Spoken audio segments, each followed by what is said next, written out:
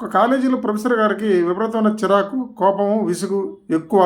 తాజు దా తోకదొక్కిన తాజుబొమ్మలాగా ఎప్పుడు చిరుబుర్రులాడుతూ ఉంటాడు. ఒకరోజు ఎందుకో ఆయన మూడ్ బాగుందనుకుంటా. కొంతమంది స్టూడెంట్స్‌ని విచిత్రమైన ప్రశ్నలు వేస్తున్నాడు. దానిలో భాగంగా ఒక విద్యార్థిని లేపి, "అరేయ్! నీకు అర్జెంట్‌గా దేవుడు ప్రత్యక్షమైతే ఆయన 2 సంచులు ఇచ్చాడు నీకు. ఒక దాంట్లో డబ్బుంది. ఒక దాంట్లో వివేకం ఉంది.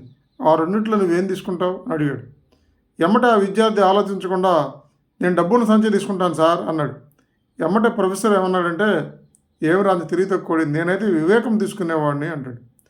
ఎమ్మటే ఆ విద్యార్థి అంటాడు, "అంతేలేండి, ఎవరి దగ్గర ఏమి లేకపోతే అదే తీసుకుంటారు" అంటాడు. దాంతో అసలే కోపిష్ఠులైన ప్రొఫెసరు వాడిని చిరుబుర్లో చెడామడా తిడతాడు. వాడిని మైండ్‌లో పెట్టుకుంటాడు.